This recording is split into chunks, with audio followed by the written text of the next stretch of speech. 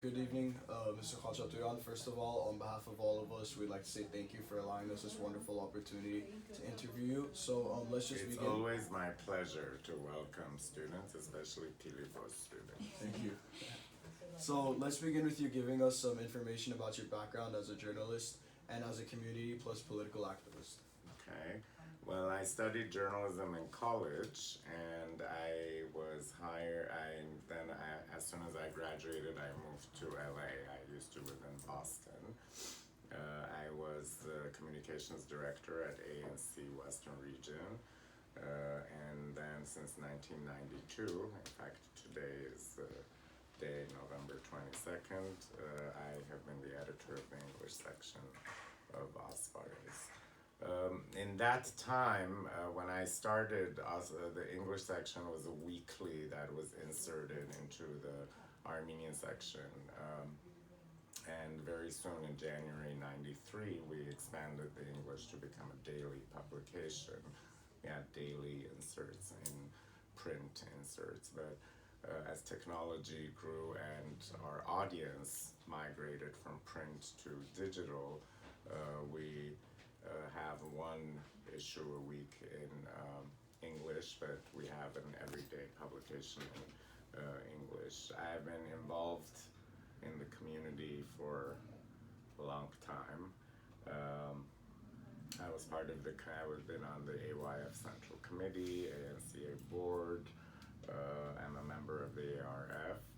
And also, I was part of the committee that organized the 100th anniversary march for the centennial of the Armenian genocide, among other things. I also taught at Pilibos. I also taught at Ferahian. So our Armenian schools are very important to me. Um, That's truly inspiring. Thank you for everything you've done for the community. sure. Second question: how did you come about your job at Oswadas?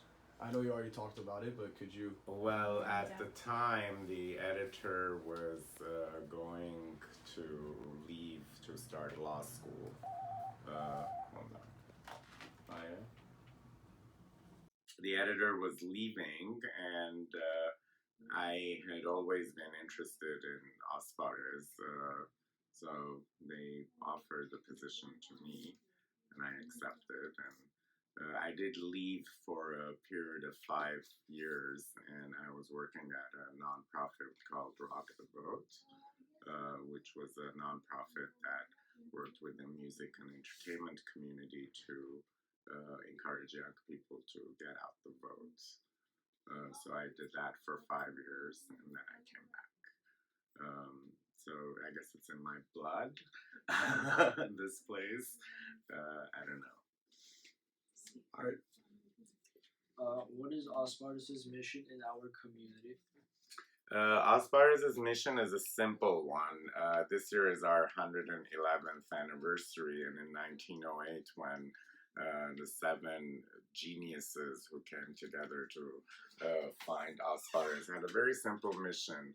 Back then, the community was growing. There was a need for an outlet, an arena, an Asparas, which is what it is in English, for the community to get informed about different issues and events and whatnot, to be able to have an outlet where they can express themselves. We started in Fresno, and also to be a bridge between the diaspora and the homeland.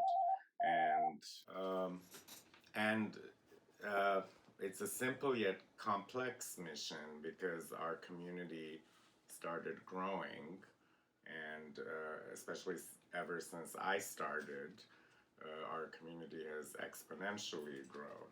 So our mission is to serve the community, to make sure that the community is informed about critical issues that are facing not just the community here, but our nation in general. So, for example, every day that I come into work, there are certain things that I have to look into. What's going on in Armenia? What's going on in Syria? What's going on in Washington? What's going on outside in our street. What is Pilibos doing, for example, for its 50th anniversary? What's happening in Shamilyan? What's happening with the sad news of the AGBU school closing in Pasadena? So these are things that we need to provide that information to our community so it will be an informed entity, and also empower them to become part of the Armenian cause. I mean, a couple of weeks ago, you all saw the resolution pass. I personally was there 32 years ago when it was the last time they brought it to a vote on the House, and it didn't pass. So it was very, very encouraging and exceptional victory for us when it passed by such a large number. My thing is that if you put in the work, you might not see the results the next day. This type of activism requires a lot of patience. If you have the patience, things will happen.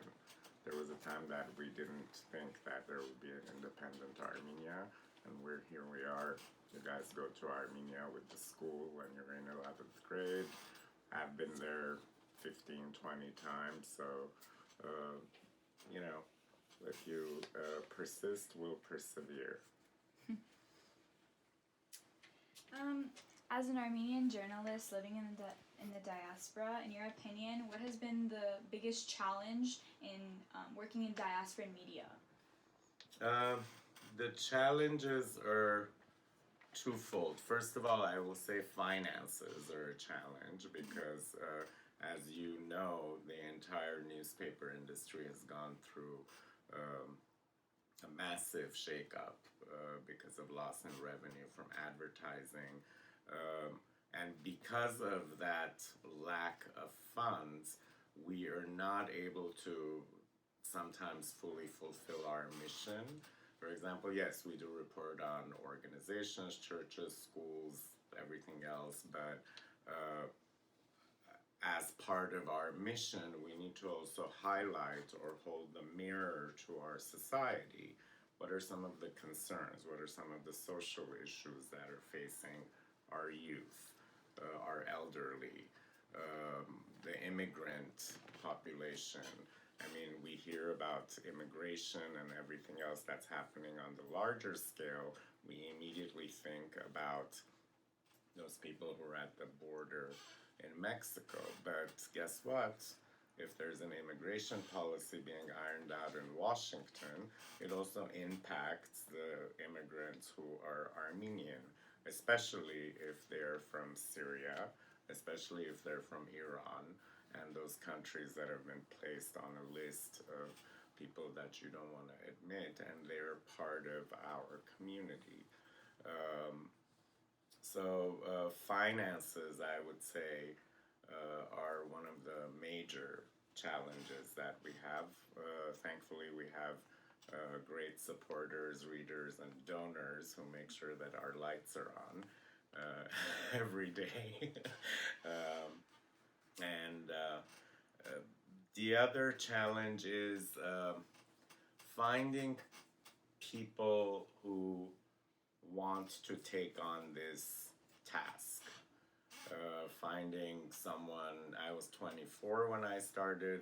I'm looking for a 24-year-old who can come and replace me because I've been here for almost 30 years, and it's really important to have that generational change because with every change comes new perspective, new ways of doing things, and certainly those just improve the product, improve the way we communicate with our community. So those are two challenges, and if any of you is interested in a career, it's very rewarding. It might not pay the bills as highly as we want them, but it's definitely a rewarding experience.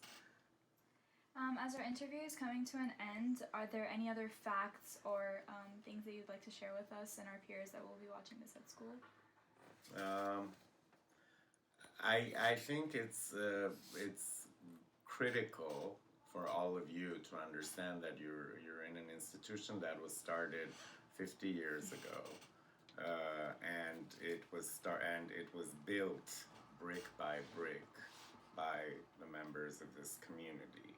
Certainly, Aspar has had its role in it, right, by promoting the idea of having a school in the heart of Hollywood, which was one of the oldest communities in the diaspora. In fact, Kariki Nujde came here in 1934, 1935, so it's an important community. And the value of having an Armenian education is so high, especially when we're talking about a school closing in the community next door. I think I'm very proud of what we have done as a community, but certainly there's a lot more work that needs to be done. And looking at you, I see that we have a bright future ahead of us. So I can go to sleep a little bit more comfortably today. Thank you, sir. Sure. Thank you. Thank you so much. It was a Is there- pleasure. Very good. Well, good luck Thank on you your so project. much. Thank you so much. Thank you for